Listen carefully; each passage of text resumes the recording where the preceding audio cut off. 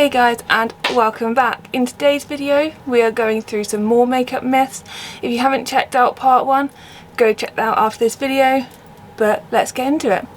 So the first myth we're going to be talking about today is about pumping your mascara to get more product.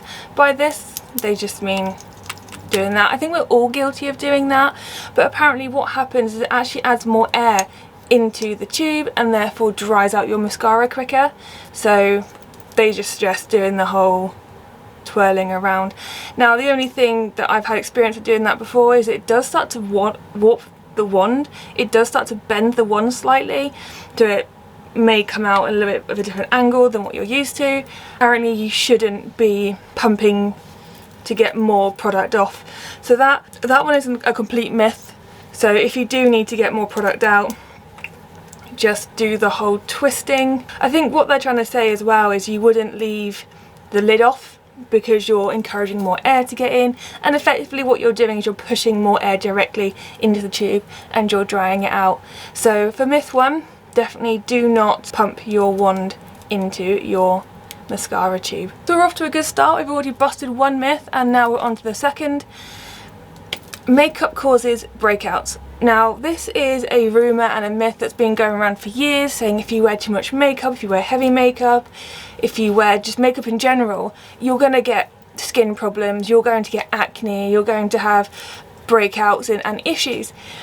Now people may do if they react badly to the makeup, of course, but the other thing they need to consider is bad hygiene and bad practice will also cause issues. Now if you don't clean your brushes and your sponges on a regular basis, if you don't make sure that all of the product is out of it, you can see these need doing. If you don't make sure that all the soap has been cleaned out of them properly, then yeah, you probably are going to start to have reactions and start to have breakouts. So it's not so much necessarily that the makeup is causing the issues. It could be that the way that you are looking after your brushes, or if you're not looking after them, is having an effect, and that is why you're starting to maybe see spots where you haven't before. Maybe you're starting to struggle with things like acne. So it could be that you haven't cleaned your makeup brushes and it's harbouring a lot of product. Same with your sponges or even just your puffs. I'll just show you the difference between a clean one and a dirty one. So this is a relatively clean one. You can see the colours at the bottom. This is from the same pack. You can tell how dirty this one is. So this one I need to look at washing. The same with my sponges. This is from the same pack, so they should be the same colour. This one is lightly used. This is the one that I'm using currently, and I do need to look at washing these and cleaning them. The way that I like to wash my brushes and wash my sponges are different. It's different for everyone, but the way I like to do it, I pop my sponges in a little bag and they go in the washing machine. I have tried to do it by hand before, but for one, they do get really big and I can't be 100% sure I've got all the soap out of it, so I just shove them in the washing machine. I personally haven't had any breakouts from doing that. I know that some people, I do have sensitive skin, but some people may find out they maybe get a spot or get some dry skin if they put it through the washing machine, so do it sort of at your own risk. Another way for things like brushes, I used to have one of those things that you would just put soap on and then rub against, and you get that satisfying dirty water coming down. You could see they were clean. That is one way you can do it. You can just do it with soap. You could do it with actual makeup brush cleaner. It's up to you. One of the other things I've got, and I got this off TikTok recently, was this makeup brush cleaner. It's just this size. All I need to do is plug it into a battery bank if you have one, or you can just get a USB adapter for the wall and then turn it on, and then when you push down you can see it's going to clean. The only thing with this, I mean, it's great that the silicone cup comes out, so it's really easy to just take it out and empty it and refill it, but obviously there's not much water in there, so it does take a little bit longer because I have to keep making sure the water's clean, make sure I'm not washing with dirty water, but that is something I have been doing and it's quite satisfying. But like I said, soap and water work just as well as doing one of these. I think these cost about £2 or £3, they're very expensive anyway. Now of course it might be that you do have a reaction to certain products. Maybe certain foundation dries your skin out, maybe there's a certain eyeliner that makes your eyes a bit sore, or mascara that makes your eyes a bit itchy. At that point obviously stop using it and try something else. You probably are having a reaction to the makeup. but 9 times out of 10 the breakout is caused by your dirty tools. As for makeup causes breakouts, I think we can bust that one. There's a little bit of like a blurry line, as I said, between it being makeup that you just react to badly anyway, but actual breakouts usually is down to the tools and the equipment you're using. So I think we can bust that one with 90% certainty. So myth 3 is that you should use an eyebrow pencil the same colour as your eyebrow hair. Now, I used to get my eyebrows plucked a lot, to the point that when I don't wear a pencil, you can't really see them. If you guys have watched my Get Ready With Me videos, you'll see that well, you won't really see I have an eyebrow to show. They are there, but they are so light now that I have to fill them in. It's taken me a while to find a colour that I like and a style of eyebrow pencil that I like, and that's a whole different video because I've gone through so many. But as for it having to be the same colour as your eyebrow hair, I'm not really sure if I agree with that. So for myself, this is my natural hair colour, so it's very dark, it's not really something you can easily get out of a bottle, and my eyebrows are obviously very dark as well. Now, my eyebrow hair was probably the same colour as my hair on my head. So for me, I use a dark brown pencil. This is a Revolution pencil. It's actually really good because it's just a bit like a crayon, just like that. Hopefully you guys can see that.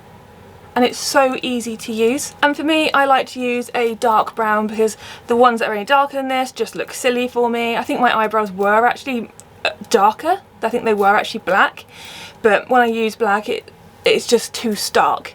So I have gone for a dark brown, which is more my hair colour than my eyebrow colour was.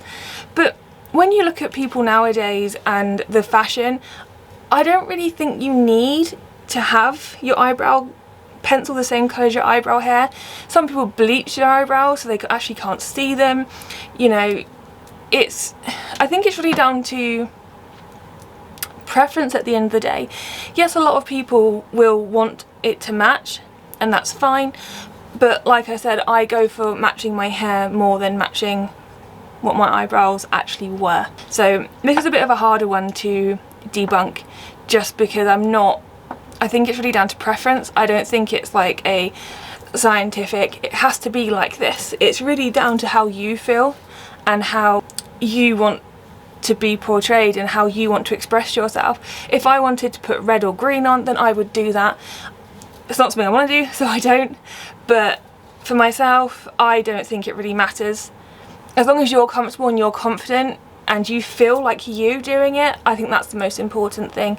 So for this one, I don't think you necessarily need to. But that's just my opinion. If you've got any other thoughts, if you don't agree, let me know in the comments why. I'm always open to exploring and discussing other points of view.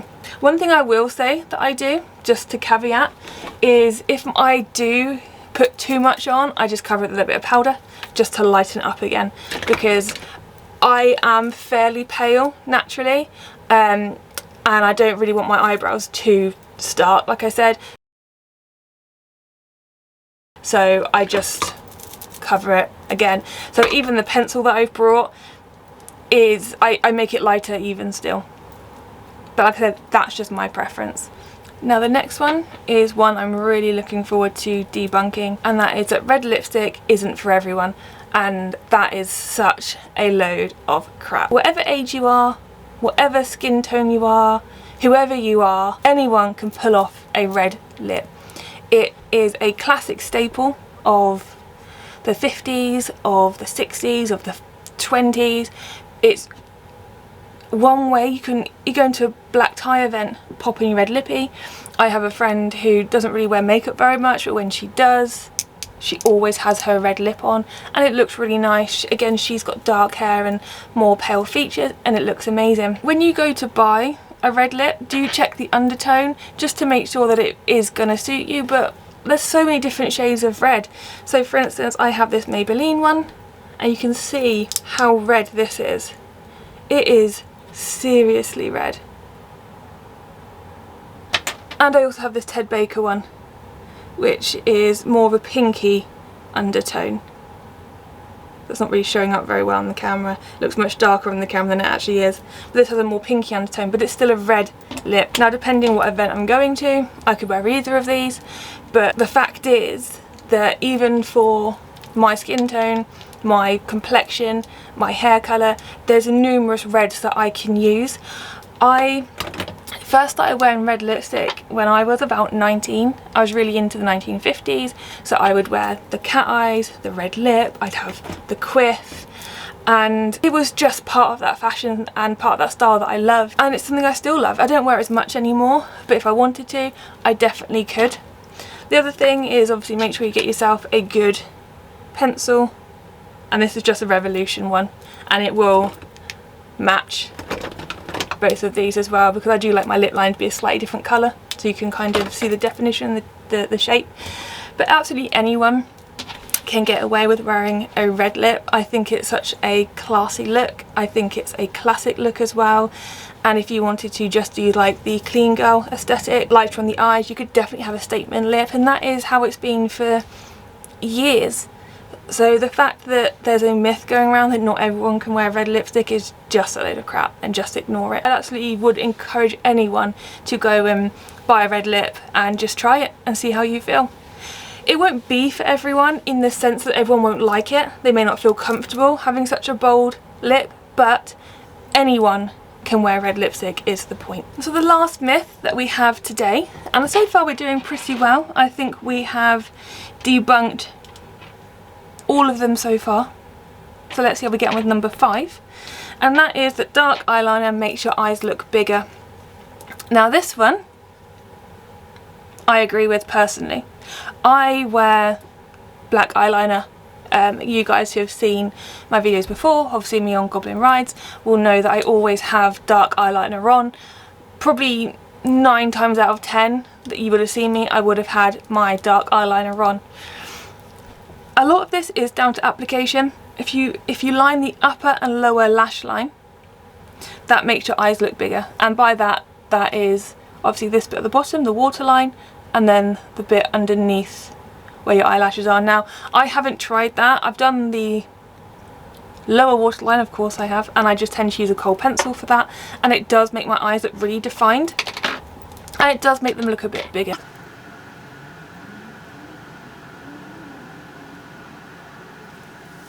There we go. So we can see this eye has got the bold on the bottom, this eye doesn't. And for me, just look in the mirror, I think that this eye looks bigger, it looks bolder as well. So I'm just going to do the other one because I don't like being uneven. So now my eyes instantly look bolder. Using black eyeliner and creating that cat eye effect, which I have, lengthened your eyes as well, and it lifts your eyes.